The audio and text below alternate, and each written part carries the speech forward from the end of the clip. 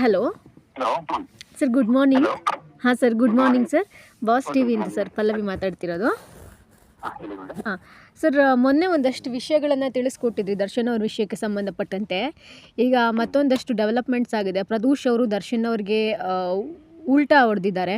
ಅಂದರೆ ಅವರೇ ಎಲ್ಲ ಹೇಳಿದ್ದು, ತಾನೇ ಶೂಟ್ ಮಾಡ್ಕೊಳ್ತೀನಿ ಅಂತೇಳಿ ನನಗೆ ಹೆದರಿಸಿದ್ರು. ಈ ರೀತಿಯಾಗಿ ಒಂದಷ್ಟು ಸ್ಟೇಟ್ಮೆಂಟ್ ಕೊಟ್ಟಿದ್ದಾರೆ. ಸೊ ಇದರಿಂದ ಏನಾದರೂ ದರ್ಶನ್ ಅವರಿಗೆ ನೆಗೆಟಿವ್ ಆಗುವಂತಹ ಚಾನ್ಸಸ್ ಇದೆಯಾ ಸರ್? ಅಲ್ಲ ಮೇಡಮ್, ಈಗ ಸ್ಟೇಟ್ಮೆಂಟ್ ಅವ್ರು ಕೊಟ್ಟಿದ್ದಾರೆ ಅಂತ ಹೇಗ್ ಗೊತ್ತು? ಡಾಕ್ಯುಮೆಂಟ್ ಇದೆಯಾ ನಿಮ್ಮ ಹತ್ರ ಕೇಸ್ದು? ಅದು ಮೀಡಿಯಾದಲ್ಲಿ ಬರ್ತಾ ಇದೆ ಅಲ್ವಾ? ಅದೇ ಅರ್ಜಿಯಲ್ಲಿ ಇದೆಲ್ಲ ಇದೆ, ಒಂದಷ್ಟು ಅಂಶ ಇದೆ ಅಂತ ಹೇಳಿ ಕೊಡ್ತಾ ಇದ್ದಾರೆ. ಅಕಸ್ಮಾತ್ ಆ ರೀತಿ ಇದ್ರೆ ಹಾಂ ಅವರು ಉಲ್ಟಾ ಹೊಡೆದಿದ್ರೆ ಇವ್ರಿಗೂ ಆಪರ್ಚುನಿಟಿ ಸಿಗತ್ತೆ, ಮಿಕ್ಕಿದ ಅಕ್ಯೂಸ್ಡ್ಗೂ ಆಪರ್ಚುನಿಟಿ ಸಿಗತ್ತೆ. ಅದರಲ್ಲಿ ಅವರು ಸುಳ್ಳು ಹೇಳಿದ್ದಾರೆ ಅಂತ ಇವ್ರು ಸಾಬೀತ್ ಮಾಡ್ಬೇಕಾಗತ್ತೆ. ಕ್ರಾಸ್ ಕ್ವಶನಿಂಗ್ ಇರುತ್ತೆ. ಅದು ಪ್ರಾಸೆಸ್ ಕರೆಕ್ಟ್ ಆಗಿ ನಡೆಯೋ ತರ ನೋಡ್ಕೊಂಡ್ ಬರ್ಬೇಕಷ್ಟೇ. ಈಗ ಅವರು ಈ ಮಾಫಿ ಸಾಕ್ಷಿ ಅಂತ ಏನು ಹೋಗಿದ್ದಾರೆ, ಅದ್ರಲ್ಲಿ ಏನ್ ಸ್ಟೇಟ್ಮೆಂಟ್ ಕೊಟ್ಟಿದ್ದಾರೆ ಆಯ್ತಾ, ಅದು ಕರೆಕ್ಟ್ ಇಲ್ಲ ಅಂತ ಹೇಳಿ ಇವ್ರು ಪ್ರೂವ್ ಮಾಡ್ಬೇಕು ಅಷ್ಟೇ, ಇನ್ನೇನು ಇಲ್ಲ. ಇದರಲ್ಲಿ ಕ್ರಿಟಿಕಲ್ ಏನಿದೆ ಅಂತ ಹೇಳಿದ್ರೆ, ಇವಾಗ ಅವ್ರು ಮಾಫಿ ಸಾಕ್ಷಿ ಏನ್ ಹೇಳಿದ್ದಾರೆ ಅದು ಸುಳ್ಳು ಅನ್ನೋದನ್ನ ಇವ್ರು ಪ್ರೂವ್ ಮಾಡ್ಬೇಕು. ಆ ಜವಾಬ್ದಾರಿ ಈಗ ಇವ್ರ ಮೇಲೆ ಮಿಕ್ಕಿರೋ ಅಕ್ಯೂಸ್ಡ್ ಮೇಲೆ ಉಳ್ಕೊಳ್ಳುತ್ತೆ. ಸರ್, ಅಂದರೆ ಅವ್ರಿಗೆ ಯಾವಾಗ ಟೈಮ್ ಸಿಗುತ್ತೆ, ಅಂದರೆ ಯಾವಾಗ ಟೈಮ್ ಕೊಡುತ್ತೆ ಕೋರ್ಟ್ ಇದನ್ನೆಲ್ಲ ಪ್ರೂವ್ ಮಾಡ್ಕೊಳ್ಳೋದಕ್ಕೆ? ಅವ್ರು ಕ್ರಾಸ್ ಇವಾಗ ಅವ್ರೇನ್ ಹೇಳಿದಾರೋ ಅದನ್ನ ಹೇಳಿದ್ದಾರೆ, ಯಾರು ಮಾಫಿ ಸಾಕ್ಷಿಗಳು ಹೇಳಿದ್ದಾರೆ. ಅದು ನಿಜಾನ ಸುಳ್ಳು, ಅವ್ರು ನಿಜ ಅಂತ ಹೇಳ್ತಾ ಇದಾರೆ ಅಷ್ಟೇ. ಅದೇ ನಿಜ ಆಗಿರ್ಬೇಕು ಅಂತ ಏನು ಇಲ್ಲ. ಅದು ಸುಳ್ಳು ಇರ್ಬೋದು. ಯಾಕೆಂದ್ರೆ ಅವ್ರು ಚಾರ್ಜ್ ಶೀಟ್ ಅಲ್ಲಿ ಕೊಟ್ಟಿರತಕ್ಕಂಥ ಸ್ಟೇಟ್ಮೆಂಟ್ ಬೇರೆ, ಚಾರ್ಜ್ ಶೀಟ್ ಅಲ್ಲಿ ಆಗಾದ್ರೆ ಸುಳ್ಳು ಕೊಟ್ಟಿದ್ದಾರೆ ಅಂತ ಆಯ್ತಲ್ವಾ ಇವರು? ಸರ್, ಅದೇ ಇವಾಗ ಕೋರ್ಟ್ ಏನ್ ಮಾಡ್ಬೋದು ಅಂತ, ಅಲ್ಲೊಂದು ಸ್ಟೇಟ್ಮೆಂಟ್ ಇಲ್ಲೊಂದು ಸ್ಟೇಟ್ಮೆಂಟ್ ಕೊಟ್ಟಿದ್ದಾರೆ. ತಗೊಂಡಿದೆ, ಮತ್ತೆ ಇವ್ರಿಗೂ ಆಪರ್ಚುನಿಟಿ ಸಿಗತ್ತೆ. ಅವ್ರನ್ನ ಕ್ರಾಸ್ ಮಾಡಿ ಅವ್ರು ಹೇಳಿರೋ ಸುಳ್ಳು ಅಂತ ಹೇಳಿ ಇವ್ರು ಪ್ರೂವ್ ಮಾಡೋದಕ್ಕೆ ಇವ್ರಿಗೂ ಆಪರ್ಚುನಿಟಿ ಸಿಗತ್ತೆ.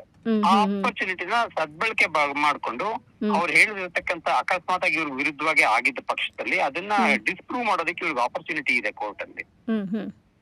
ಅದೇ ನಾನ್ ಮೊನ್ನೆ ಒಂದು ಮಾತನ್ನ ಹೇಳಿದ್ದೆ, ಈ ತರ ಯಾರಾದ್ರೂ ಏನ್ ಮಾಡ್ಬೇಕು, ಈಗ ಪ್ರಾಸಿಕ್ಯೂಷನ್ ಇದ್ರೆ ಸುಮಾರು ಈ ತರ ಬೇರೆ ಬೇರೆ ಇನ್ಫ್ಲೂಯೆನ್ಸ್ ಮತ್ತೆ ಈ ಕೇಸ್ ಸರಿಯಾಗಿ ನಡೀತಾ ಇಲ್ಲ ಅನ್ನೋದು, ಅವ್ರು ಇನ್ವಾಲ್ವ್ ಆಗಿದ್ದಾರೆ ಇವ್ರು ಇನ್ವಾಲ್ವ್ ಆಗಿದ್ದಾರೆ ಅನ್ನೋದು, ಈ ತರದೆಲ್ಲ ಬರ್ತಾ ಇರ್ಬೇಕಾದ್ರೆ, ಸೊ ಇದಕ್ಕೆ ಒಂದು ಈ ಸೈಂಟಿಫಿಕ್ ಆಗಿ ಒಂದು ಮಂಪಲ್ ಪರೀಕ್ಷೆ ಮಾಡ್ಸೋದಕ್ಕೆ ಪ್ರಯತ್ನಗಳು ಮಾಡ್ಬೋದು, ನಡೀಬಹುದು. ಯಾರಾದ್ರೂ ಒಬ್ಬ ಇರ್ಬೋದು, ಅಷ್ಟು ಜನ ಅಕ್ಯೂಸ್ಡ್ ಅಲ್ಲಿ ಯಾರಾದ್ರೂ ಒಬ್ಬ ನಾನು ಸತ್ಯನ ಬಂದು ಹೇಳ್ಬೇಕು ಅಂತ ಹೇಳಿ ಕೋರ್ಟ್ ಮುಂದೆ ಬಂದಾಗ, ಅದು ಇವ್ರು ಹೇಳಿರತಕ್ಕಂಥದ್ದು ಇವಾಗ ಮಾಫಿ ಸಾಕ್ಷಿಗಳು ಅವ್ರು ನಿಜ ಹೇಳ್ತಾ ಇದಾರ ಸುಳ್ಳು ಹೇಳ್ತಾ ಇದಾರ ಅನ್ನೋದು ಅದ್ರ ಮುಖಾಂತರ ಕೂಡ ತಿಳ್ಕೊಳ್ಬಹುದು.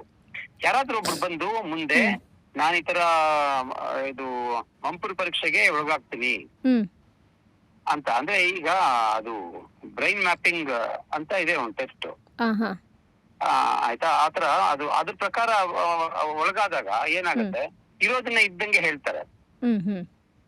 ಸೊ ಆತರ ಯಾರಾದ್ರೂ ಒಬ್ರು ಅಕ್ಯೂಸ್ ಮುಂದೆ ಬಂದು ಇವ್ರನ್ನ ಡಿಫೀಟ್ ಮಾಡ್ಬೇಕು ಅಂದ್ರೆ, ಯಾರನ್ನ ಇವ್ರು ಹೇಳಿರೋದೆಲ್ಲ ಸುಳ್ಳು ಅಂತ ಅವ್ರಿಗೆ ಅರ್ಥ ಆಗಿದ್ದನ್ನ ಡಿಫೀಟ್ ಮಾಡ್ಬೇಕು ಅಂದ್ರೆ, ಅವ್ರು ಬಂದು ನನ್ನ ತಗೊಳ್ಳಿದ್ದಲ್ಲಿ ಕೋರ್ಟ್ ಅಲ್ಲಿ ಕೇಳ್ಕೊಳ್ಬಹುದು ಅವರು. ಅದಕ್ಕೂ ಆಪರ್ಚುನಿಟಿ ಇದೆ. ಸರ್, ಇವಾಗ ಮಂಪರ್ ಪರೀಕ್ಷೆ ಮಾಡ್ಕೊಳ್ಳೋದಾದ್ರೆ ಕೋರ್ಟೇ ಇಂಥವ್ರಿಗೆ ಮಾಡ್ಕೊಳ್ಳಿ ಅಂತ ಹೇಳಬಹುದಾ? ಅಂದ್ರೆ ಇದು ಇಲ್ಲಿಗೆ ನಿಲ್ತಾ ಇಲ್ಲ? ಹಂಗಾಗೋದಿಲ್ಲ. ಕೋರ್ಟ್ ಏನ್ ಮಾಡ್ಬೇಕು, ಈ ಪ್ರಾಸಿಕ್ಯೂಷನ್ ಅವರು ಒಂದು ಪ್ಲಾಟ್ಫಾರ್ಮ್, ಒಂದು ಅಪ್ಲಿಕೇಶನ್ ಹಾಕೊಂಡು ಅದಕ್ಕಿಂತ ಒಂದು ಪ್ಲಾಟ್ಫಾರ್ಮ್ ನಿರ್ಮಾಣ ಮಾಡ್ಬೇಕು.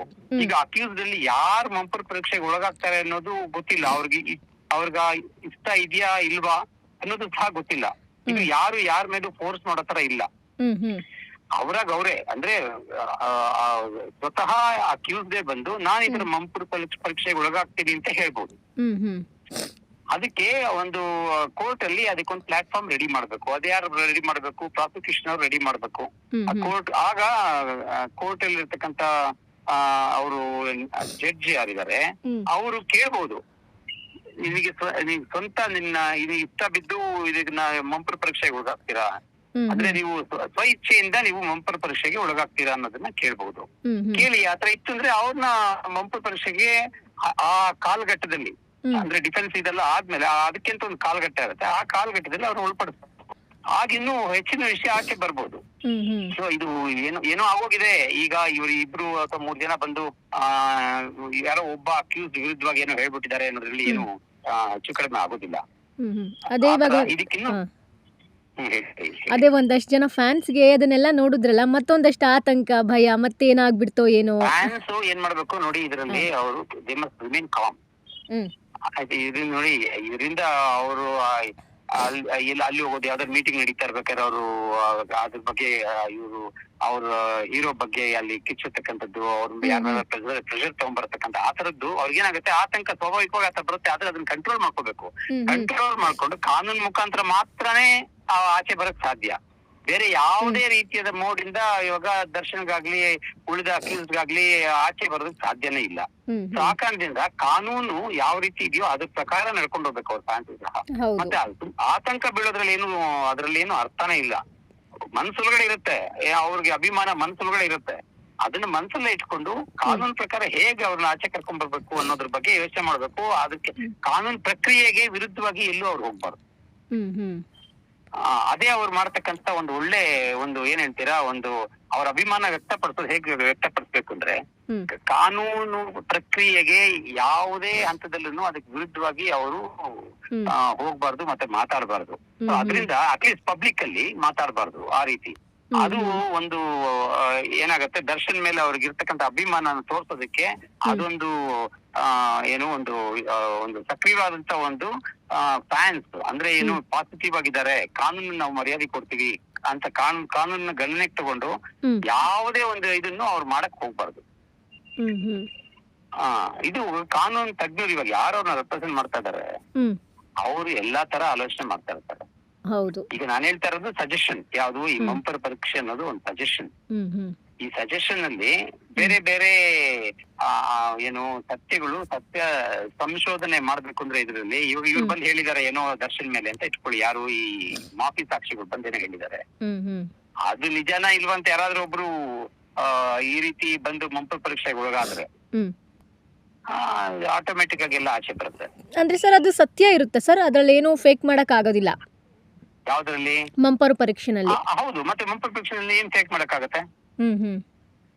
ಫೇಕ್ ಮಾಡೋದಕ್ಕೆ ಏನಾಗುತ್ತೆ, ಅದರಲ್ಲಿ ಅದಕ್ಕಿಂತಾನೆ ಒಂದು ಪ್ರೊಸೀಜರ್ ಇದೆ. ಆ ಪ್ರೊಸೀಜರ್ ಪ್ರಕಾರ ಅದೇನಾಗತ್ತೆ, ಒಂದು ಸೈಂಟಿಫಿಕ್ ಆಗಿ ಅವ್ರನ್ನ ಒಂದು ಮೆಡಿಕಲ್ ಕಂಡೀಷನ್ ತಗೊಂಡ್ ಹೋಗ್ತಾರೆ. ಆಗ ಅವರು ಹಿಪ್ನಾಟಿಕ್ ಸ್ಟೇಟಿಗೆ ಬರ್ತಾರೆ. ಹಿಪ್ನಾಟಿಕ್ ಸ್ಟೇಟಿಗೆ ಬಂದಾಗ ಅವರು ಏನ್ ನಡೆದಿದೆ ಹಿಸ್ಟ್ರಿ ಆಫ್ ಇವೆಂಟ್ಸ್ ಹತ್ರ ಒನ್ ಬೈ ಒನ್ ಅವ್ರು ಹೇಳ್ಕೊಂಡ್ ಬರುವಂತದ್ದು, ಅದನ್ನ ಆಚೆ ಹೇಗ್ ತೆಗಿಬೇಕಂದ್ರೆ ಅದಕ್ಕಿಂತಾನೆ ಆಫೀಸರ್ಸ್ ಇದ್ದಾರೆ, ಅದಕ್ಕಿಂತಾನೆ ಟ್ರೈನ್ಡ್ ಆಫೀಸರ್ಸ್ ಇದ್ದಾರೆ. ಸೊ ಆ ಕಾರಣದಿಂದ ಯಾರು ಕ್ವಶನ್ ಮಾಡಕ್ಕೆ ಆಗೋದಿಲ್ಲ. ಸೊ ಇದಕ್ಕೆ ನಾನೇನ್ ಹೇಳ್ತಾ ಇರೋದು, ಸಜೆಷನ್ ಇದು ಈ ಗೊಂದಲ ಏನ್ ನಿರ್ಮಾಣ ಆಗಿದೆ ಅಂದ್ರೆ, ಯಾರೋ ಬಂದ್ರು ಏನೋ ಅವ್ರು ಸುಳ್ಳು ಹೇಳ್ಬಿಟ್ರು, ಮತ್ತೆ ಇದು ಯಾವ್ದೋ ದಿಕ್ಕಲ್ಲಿ ಹೋಗ್ತಾ ಇದೆ, ಮತ್ತೆ ಇದ್ರಲ್ಲಿ ಏನೋ ಆಗ್ತಾ ಇದೆ, ಈ ಎಲ್ಲ ಊಹಾಪೋಹಗಳು ತೆರೆ ಎಳಿಬೇಕು ಅಂದ್ರೆ ಯಾರಾದ್ರೂ ಒಬ್ಬ ಅಕ್ಯೂಸ್ಡ್, ಅದ್ರಲ್ಲಿ ಒಬ್ರು ಅಥವಾ ಇಬ್ರು ಎಷ್ಟಾದ್ರೂ ಯಾರಾದ್ರೂ ಆಗಿರ್ಬೋದು, ಮುಂದೆ ಬಂದು ನಾನು ಮಂಪರು ಪರೀಕ್ಷೆಗೆ ಸಿದ್ಧ ಇದ್ದೀನಿ ಅಂತ ಹೇಳಿದ್ರೆ, ಮತ್ತೆ ಅವರು ಮೆಡಿಕಲಿ ಅದನ್ನ ಫಿಟ್ ಆಗಿದ್ರೆ, ರೆಡಿ ಅಂತ ಹೇಳಿದ್ಮೇಲೆ ಅದಕ್ಕೆ ಕೆಲವು ಪ್ರೊಸೀಜರ್ಸ್ ಇರುತ್ತೆ. ಅವ್ರು ಮೆಡಿಕಲಿ ಫಿಟ್ ಆಗಿದಾರಾ, ಹೆಲ್ದಿ ಆಗಿದಾರಾ ಇಲ್ವಾ ಅನ್ನೋದ್ರ ಬಗ್ಗೆನೂ ಡಿಪೆಂಡ್ ಆಗುತ್ತೆ. ಆದ್ರೆ ಇದು ಬಂದ್ಬಿಟ್ಟು ಅವ್ರ ಸ್ವ ಇಚ್ಛೆ. ಯಾರ ಸ್ವ ಇಚ್ಛೆ? ಅಕ್ಯೂಸ್ಡ್ ಅವರ ಸ್ವ ಇಚ್ಛೆ. ಇದರಲ್ಲಿ ಯಾರನ್ನು ಅವ್ರಿಗೆ ಫೋರ್ಸ್ ಮಾಡೋದಕ್ಕೆ ಆಗೋದಿಲ್ಲ.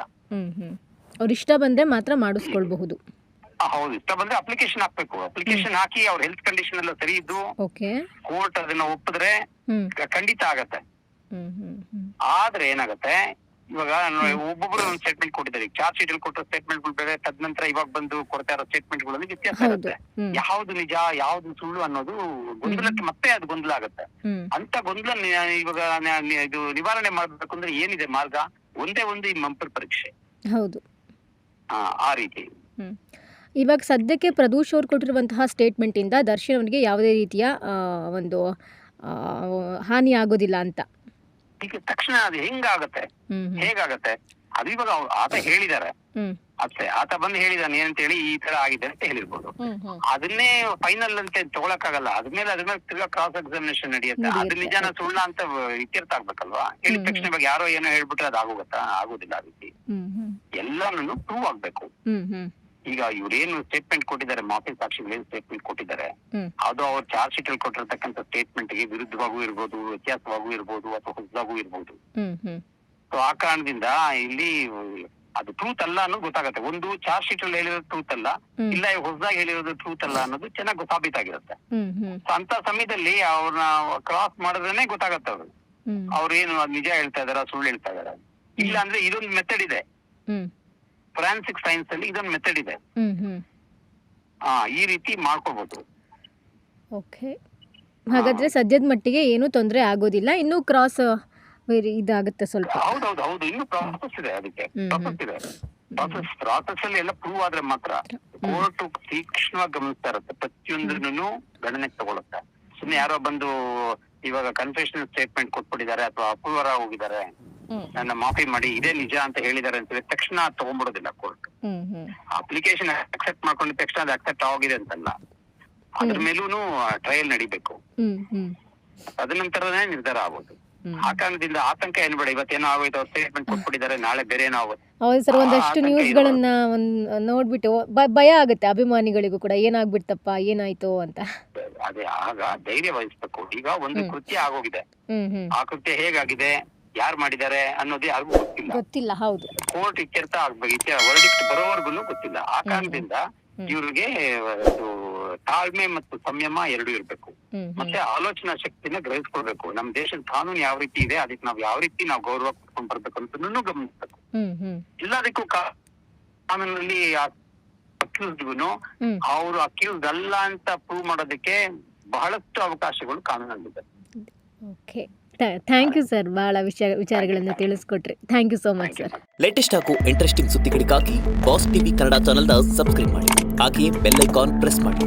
ಇದರ ಜೊತೆಗೆ ಫೇಸ್ಬುಕ್, ಇನ್ಸ್ಟಾಗ್ರಾಮ್, ಎಕ್ಸ್ ನಲ್ಲೂ ಮಿಸ್ ಮಾಡದೆ ಫಾಲೋ ಮಾಡಿ.